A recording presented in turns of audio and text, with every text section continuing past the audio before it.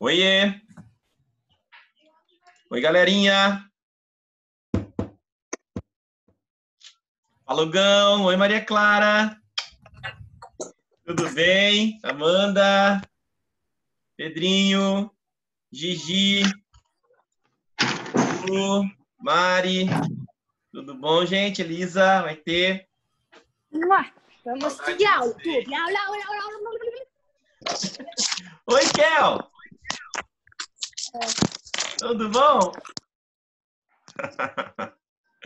Que saudade, gente. Que saudade, né, mãe? O Rafa? O nome dele é Rafa. Saudade, mãe! Ai, meu ouvido!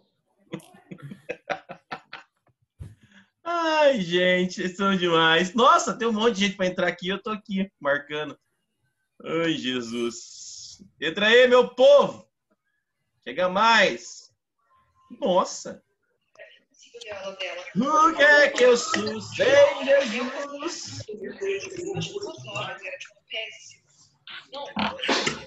Pronto. Peraí. Cadê? Opa, entra. Aí eles foram pegar e tava demorando. Vamos trabalhar, gente. Pegou a pilha do ar-condicionado. Meu Deus. Vamos desligar o áudio. Nossa, o Rafa tava bravo porque o povo tirava o áudio. Esse novo normal. Esse novo normal, gente. Vamos trabalhar, gente. Ó, pessoal, preciso falar com vocês. Peraí. Preciso organizar isso aqui. Preciso desligar esse áudio no geral. Primeiro eu preciso admitir, eu não sei o que eu faço primeiro. Tem gente para entrar ainda.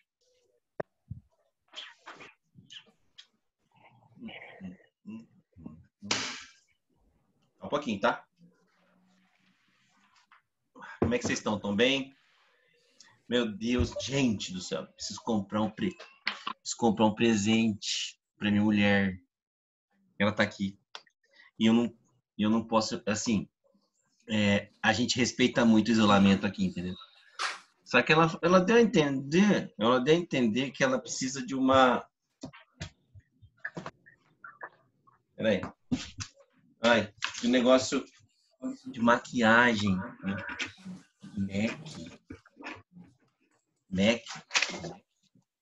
Mac? É isso? É Mac? O que é Mac? É Mac? O que é isso? É Mac? É Mac, Vi? Tem no shopping? Tem aqui no shopping? Ah, dá pra comprar na internet. Na internet. Amanhã é o aniversário. Ah.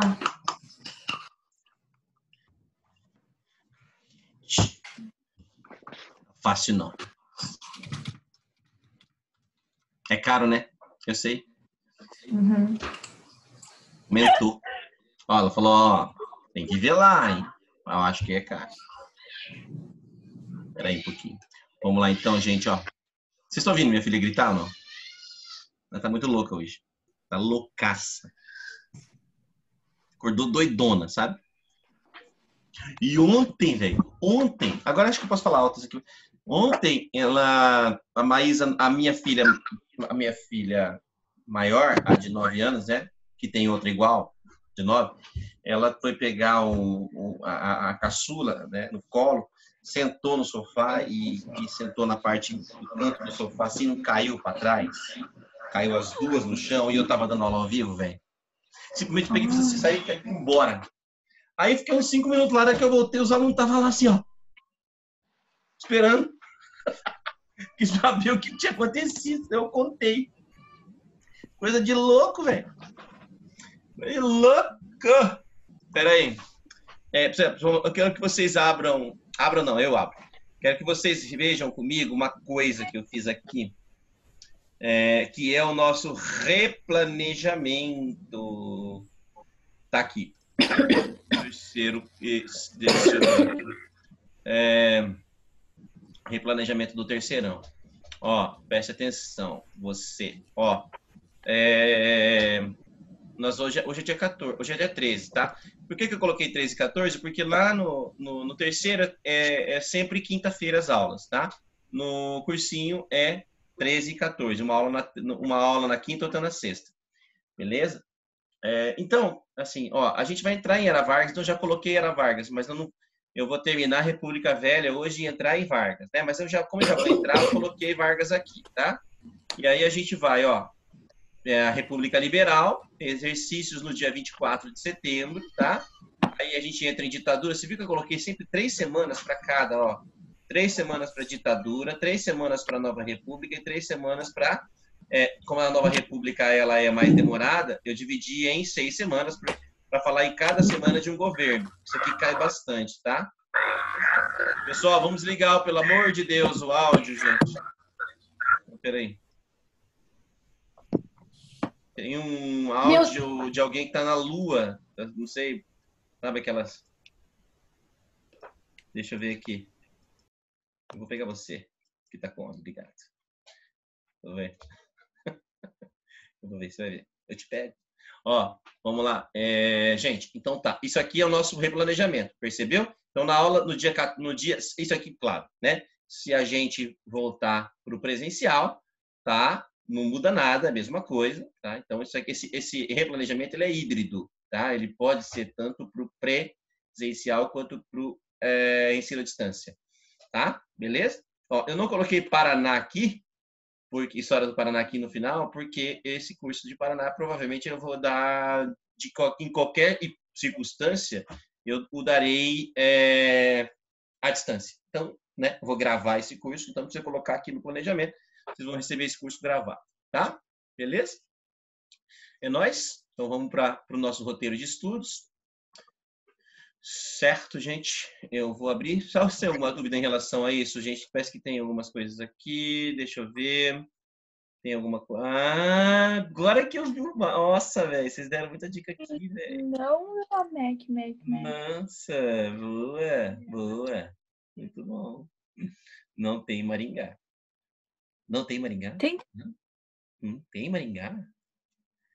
Tá, tem no Catuaí de Londrina, prof. Eu moro aqui do lado. Dá pra você, se eu levantar o computador, você vê o Catuaí aqui de Londrina.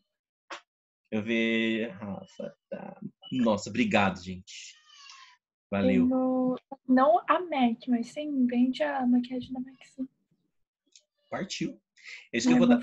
Ela falou isso, mas eu pensei em sapato, mas sapato é muito difícil de dar. Eu não sei, eu sou um homem. Homem não sabe escolher essas coisas. Vamos lá, gente. Vamos para nossa aula. Então, a gente tem bastante tempo para... Você viu que o tempo é nosso aliado sempre, né? Sempre trabalhei com isso, sempre trabalhei com o tempo sobrando, tá, gente? Eu prefiro assim porque eu sou muito falador, eu falo muito na cabeça de vocês, tenho medo, né? Vai que, né? De repente falta tempo, eu não consigo ter que correr. Isso para mim é o fim da picada. Tô passando, tá? Tô chegando no roteiro. Eu só vou pedir para você, como nas últimas 2 semanas, né? Eu lembro que eu falei eu tô aqui. Onde que eu tô? Onde que eu tô? Eu tô aqui, né? Não, peraí. Aqui. Já foi falado, não foi? Me ajuda aqui, gente, por favor. É que eu não anotei. Eu tinha que anotar no final, a aula acabou no meio. Você lembra, por favor, de me falar? A Revolução Gaúcha. Ai, que obrigado, Duda. Fofa. Beleza? Partiu? Vamos lá, então, gente. A Revolução Gaúcha tá aqui, ó. Revolução Gaúcha de 1923. Uma coisa interessante, né?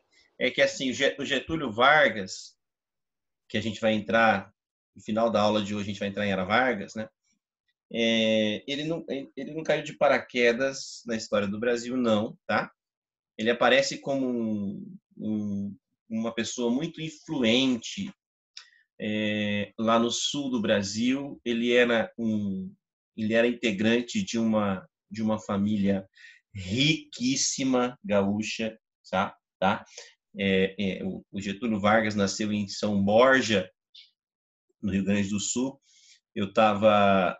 semana passada eu falei, eu não lembro que eu estava numa live com o Bruno e com o Marcos Rangel e o Bruno Urso, o Bruno Rangel e o Marcos Urso, e a gente estava conversando sobre o Getúlio como o pai do trabalhismo brasileiro, tá? O homem mais popular, talvez, da história política brasileira. E eu estava falando um pouco, na live eu tinha que falar um pouco das raízes do trabalhismo. Era uma live com os estudantes de direito da UEM, e eles estavam falando eu tinha que falar um pouco sobre o trabalhismo brasileiro. E assim, o Getúlio ele é um representante das oligarquias, né? Ele é um representante da oligarquia gaúcha, tá? Ele, apesar de ter sido conhecido na história como o pai do trabalhismo, né? Ele não tem muita proximidade com a classe trabalhadora na sua origem. Ele é um caudilho, ele é um coronel, ele é um grande proprietário de terras. E ele apareceu na Revolução Gaúcha de 1923, quando ele questiona o poder de uma família, né, que estava no poder lá no Rio Grande do Sul há muitos anos, há vários anos, né, que era a família Medeiros, família Borges de Medeiros, né? Essa família Medeiros estava no poder há muitos anos, e ele vai liderar um movimento no Rio Grande do Sul para fazer uma troca de poder. Isso aconteceu em 1923. Ele participa de uma revolução essa Revolução Gaúcha que eu me refiro, é uma revolução que freia a hegemonia da família Borges de Medeiros no Rio Grande do Sul, que, de certa forma, rivalizava com a dele, né? E outras famílias gaúchas. Então, essa revolução deu projeção ao Getúlio, e deu a ele essa projeção que ele precisava para mais tarde ele ganhar uma projeção nacional. Ele vai ganhar essa oportunidade mais tarde no governo do presidente Washington Luiz, tá? Então,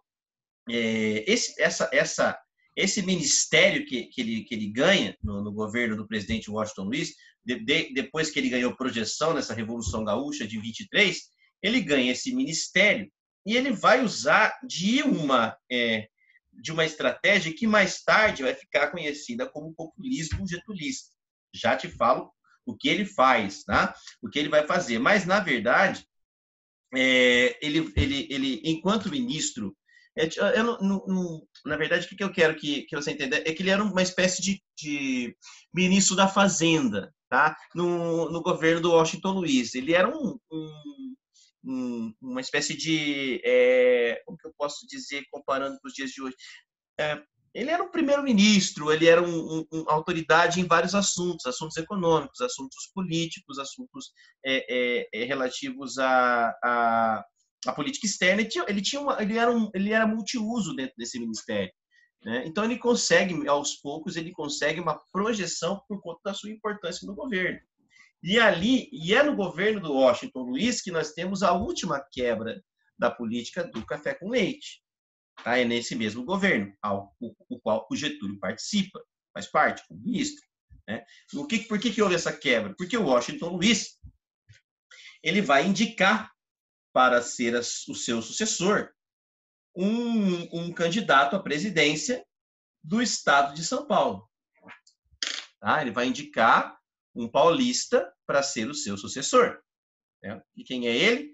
É o Júlio Prestes. O Júlio Prestes não tem nada a ver com o Luiz Carlos Prestes, tá?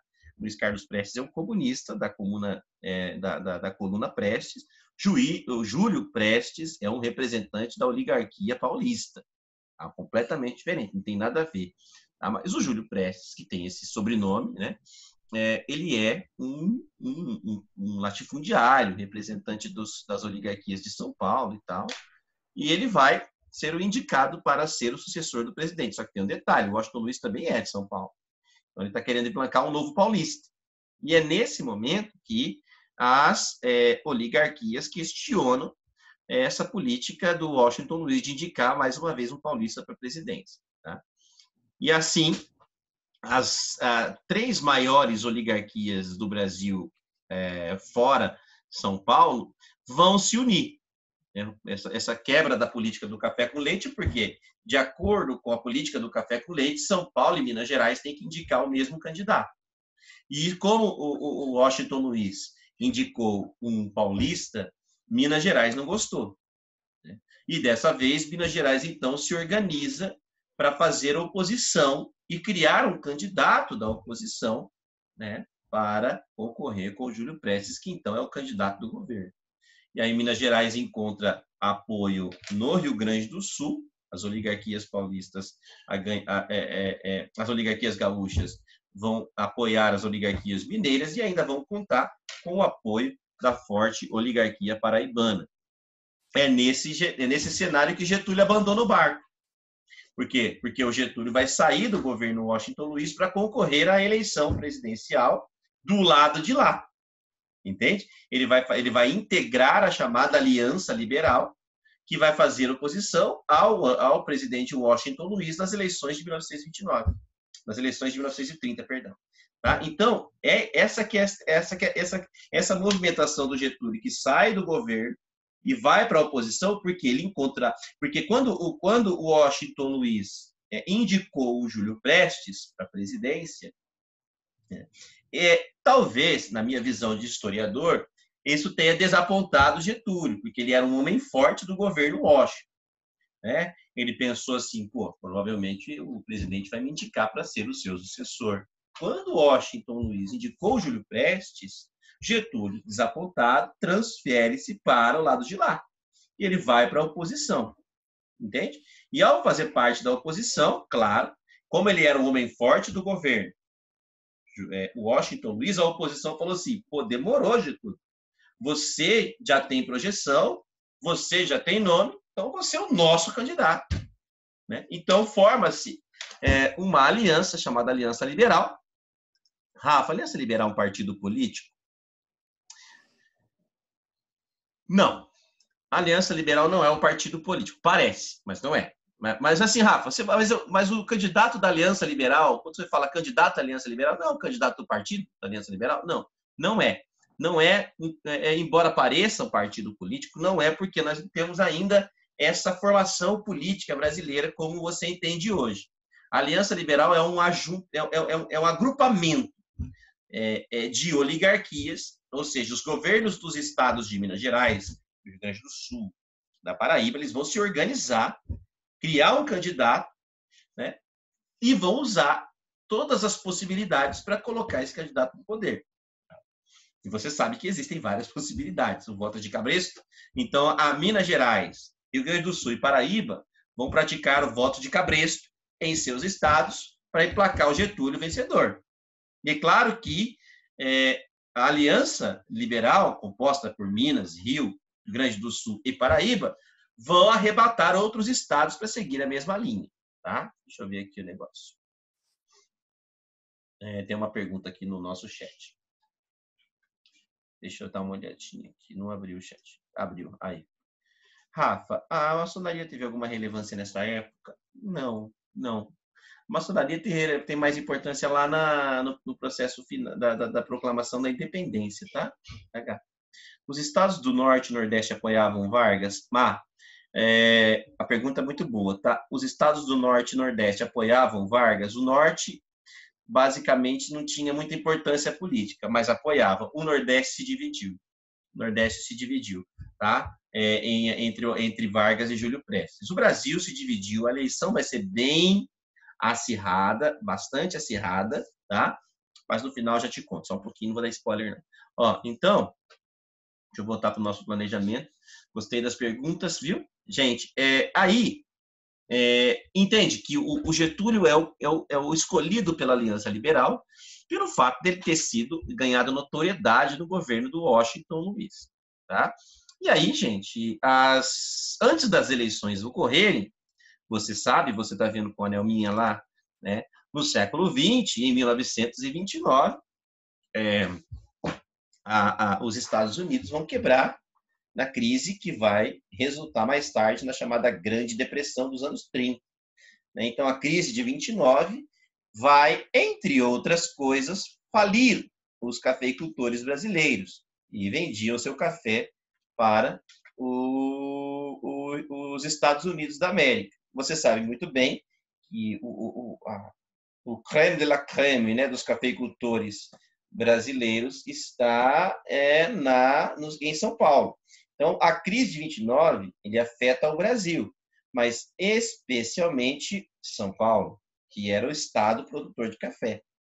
Entende? Então, quando acontece a crise de 29, a própria República Velha ela fica totalmente fragilizada, porque a economia brasileira vai colapsar, assim como a economia americana colapsou. Entende? Falência de muitos cafeicultores. Quando você fala em falência de cafeicultores, galera, é a falência do principal grupo econômico do Brasil. Então, muitos cafeicultores vão quebrar em virtude da crise de 1929. Então, as eleições acontecem em meio a uma grande expectativa, a uma grande paira sobre o Brasil uma grande dúvida quanto ao seu futuro. O que vai ser do Brasil? A gente vai continuar apostando no café? Né? Os Estados Unidos vão conseguir superar a sua crise? O Brasil vai voltar a se relacionar economicamente com os Estados Unidos como se relacionava no passado? Então, as dúvidas estavam no ar e as eleições ocorreram e o eleitor ele tinha que tomar uma decisão. Eu voto, olha só, olha a situação do eleitor, olha o dilema, né? Deixa eu ver aqui. Tem gente tentando entrar aqui, gente. Deixa eu deixar entrar primeiro. Aí. Olha o dilema, cara. Eu amo a história do Brasil, gente. Ó, olha o dilema. Eu vou para a urna. Eu vou para a urna. Tá? Eu tenho que votar. Eu voto em quem? Eu voto no Júlio Prestes, né?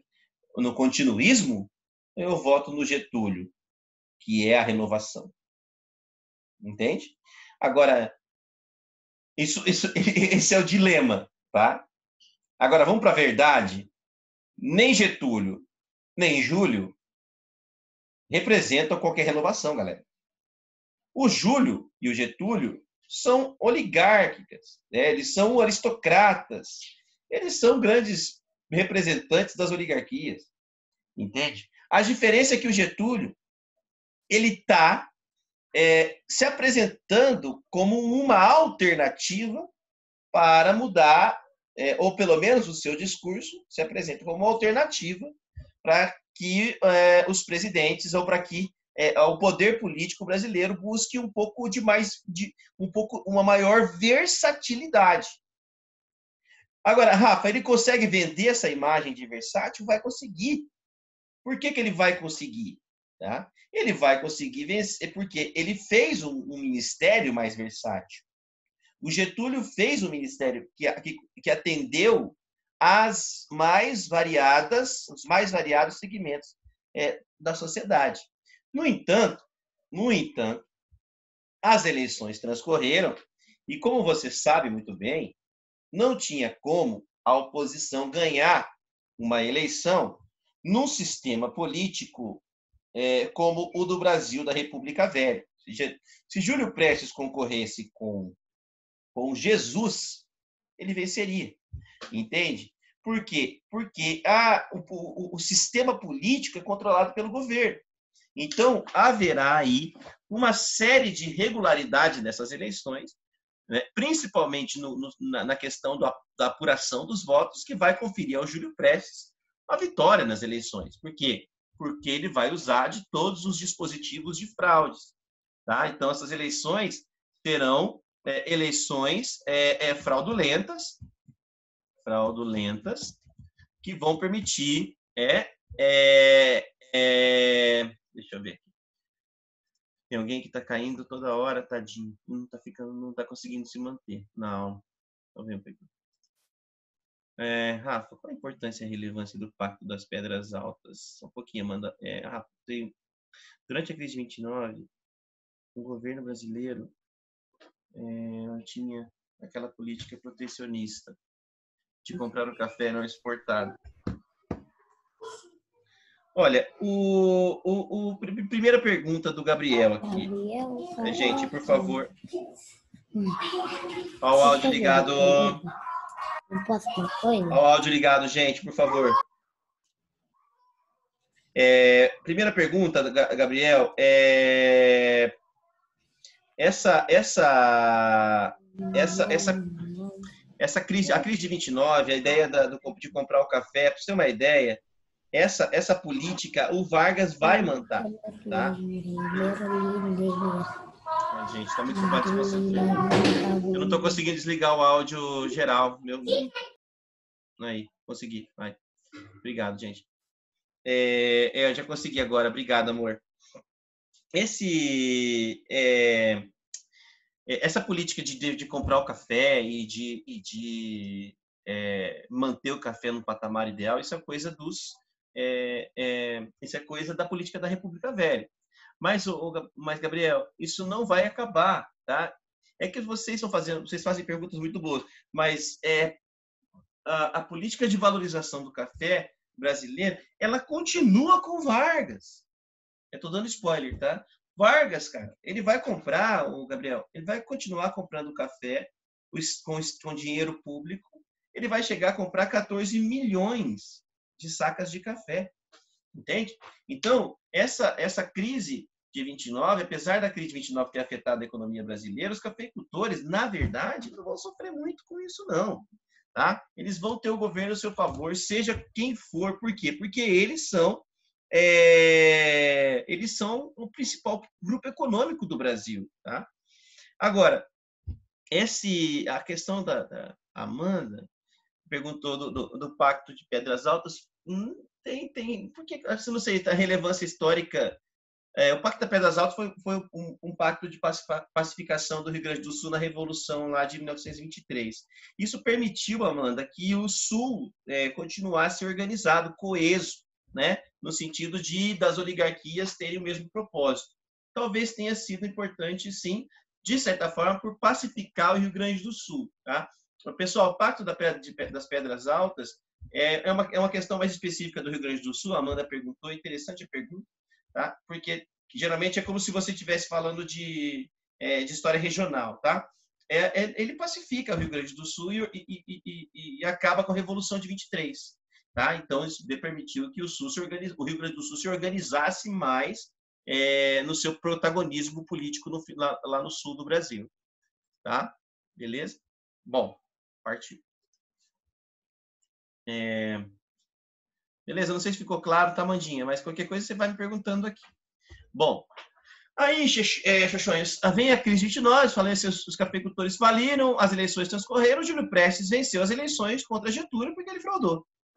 Houve fraude, tá? Eleições fraudulentas, voto de cabresto, tal. Né? Os dois lados fraudaram, porque o voto de cabresto é uma fraude. Você sabe, tem que tratar como fraude isso, porque as pessoas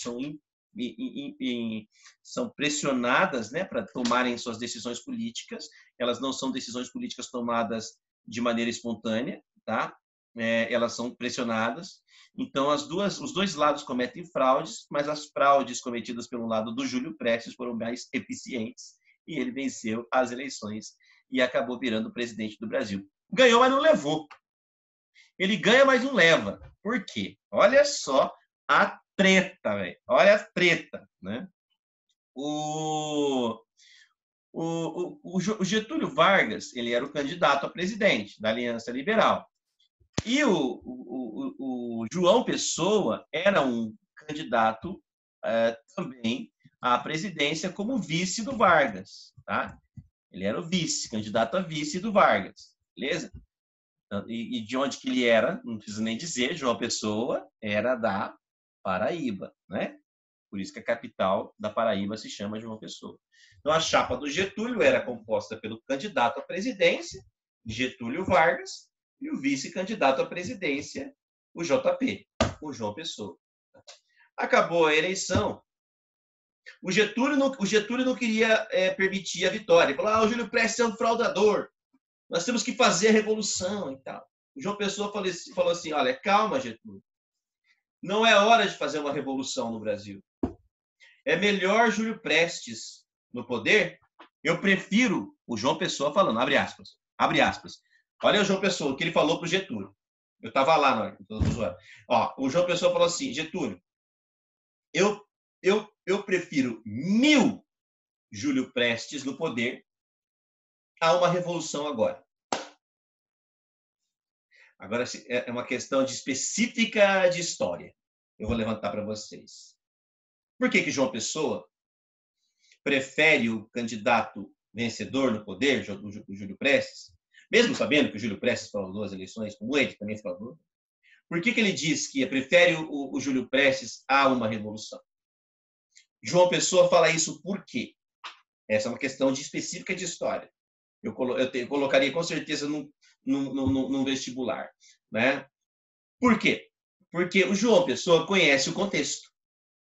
E quando você estuda história do Brasil, você tem que sempre fechar o seu olhinho e lembrar o que está acontecendo no mundo. Tá? Nós estamos em 1930. Os Estados Unidos, símbolo do sistema capitalista mundial, estão quebrados. Certo? E tem muita gente falando que o sistema capitalista não tem futuro. E é preciso pensar, muita gente defendendo, alternativas ao capitalismo. Não é? E qual era a alternativa ao capitalismo? Que no final dos anos 30 estava em franca ascensão, o comunismo. E no Brasil, como você viu comigo em aulas passadas, o Brasil, o movimento comunista brasileiro já estava super bem organizado, mesmo que na clandestinidade. O Partido Comunista já tinha 8 anos de vida no Brasil. O João Pessoa disse para o Getúlio isso, olha, é melhor evitar uma revolução, porque ele temia que os comunistas pegassem carona nessa revolução e ela ganhasse proporções que eles não esperavam. Então, imagina João Pessoa dizendo para o Getúlio, olha, se a gente começa uma revolução agora e implanta o caos desse país, os comunistas aproveitam o caos instalado, né, e tomam o poder, e aí, com os comunistas no poder, é que a gente está ferrado. Por quê? Porque os comunistas são defensores da reforma agrária, a gente vai perder nossas terras. Né? Eles são defensores do controle sobre as fábricas, e nós vamos perder as nossas fábricas. Então, João Pessoa, ele acreditou que seria necessário moderar e aceitar a derrota para depois pensar em uma estratégia para voltar ao poder, ou para tomar o poder. Tá? Aí, o que aconteceu? Estamos no caso João Pessoa. Então, Getúlio falou assim, então, beleza, não tem revolução, cada um foi para suas bases. Rio Grande do Sul, para o Rio Grande do Sul foi o Getúlio, fazer churrasco, né? E o João Pessoa foi para Paraíba, para a terra dele. Só que lá na Paraíba, o João Pessoa se engraçou com uma mulher casada, né? E teve um caso com essa mulher. E esse caso foi descoberto. Esse caso foi descoberto, João Pessoa, essa traição, né, foi descoberta e João Pessoa foi assassinado, né, num crime passional. O cara matou, o marido lá traído matou o João Pessoa. No Nordeste, nessa época, as pessoas resolviam aquela, como é que eles chamavam isso? Em defesa da honra, saca? Então, João Pessoa foi assassinado, foi um crime passional, todo mundo sabe disso, certo? Só que aí, Minas Gerais, olha que novela das 8, velho. Minas Gerais e Rio Grande do Sul, né? Que foram os estados que apoiaram a Paraíba nas eleições, os estados da Aliança Liberal, líderes da Aliança Liberal. E Minas Gerais e Rio Grande do Sul vão iniciar uma revolução usando o argumento de que o crime que culminou na morte de João Pessoa não foi um crime passional. Eles acusaram, eles disseram que o crime que resultou na morte de João Pessoa foi um crime político e não passional. E que João Pessoa foi assassinado porque era visto como ameaça por Júlio Prestes. E que quem havia mandado matar o João Pessoa tinha sido o candidato Júlio Prestes, que tinha vencido as eleições, ou seja, o futuro presidente do Brasil. Então, usaram, o Minas Gerais e Rio Grande do Sul usam um crime passional, transformam esse crime passional em crime político, certo? E acusam o Júlio Prestes de ter sido mandante. E ao acusarem Júlio Prestes de ter sido mandante, eles vão, naturalmente, dizer que Júlio Prestes não pode ser presidente do Brasil porque está envolvido num crime bárbaro, né? Mandou matar o candidato à vice-presidência do Brasil.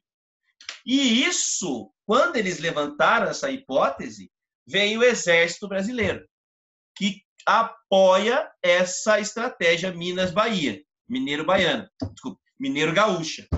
Tá? Então, o Exército Brasileiro fala, é verdade. Júlio Prestes mandou matar o João Pessoa e o Exército Brasileiro está com a Aliança Liberal. Sensacional, né? É uma estratégia maquiavélica, mas é sensacional. Não dá para negar. Quem estuda política sabe que tem que ter sangue de barata para estudar política, né? Agora, vamos lá, deixa eu ver aqui. Rafa, depois você repete a parte do motivo pelo qual João Pessoa não queria revolução, por favor. Claro que eu repito, Gá. Ó, aí, galera, só para concluir, daí eu volto lá para o Gá, porque está faltando 3 minutos e meio da minha aula, né? O Exército vai apoiar porque o Exército não gosta da República Velha. Lembra do movimento tenentista? Lembra? Lembra disso? Né? O Exército Brasileiro sucateado, sem salário, né? O Exército Brasileiro lutando com estilingue, entendeu? O Exército Brasileiro falando, vamos derrubar agora. E a ideia de vocês é genial. Então, o Exército Brasileiro apoia, né, a estratégia dos caras, entendeu? Beleza? Então é isso. Espera aí, deixa eu só voltar aqui para lembrar da pergunta do Gá. Ah, tá. A parte do... Ah, tá. O João Pessoa não queria uma revolução. Só para retomar aqui. O João Pessoa não queria uma revolução, Gabriel, porque o mundo estava vivendo revoluções socialistas. João Pessoa é um latifundiário. E ele temia que uma revolução começada por eles poderia ter como caronista, né, esses socialistas, que aproveitariam o caos para iniciar uma revolução socialista no Brasil. Então, ele tinha medo de começar uma revolução ali agora, porque o clima era muito tenso.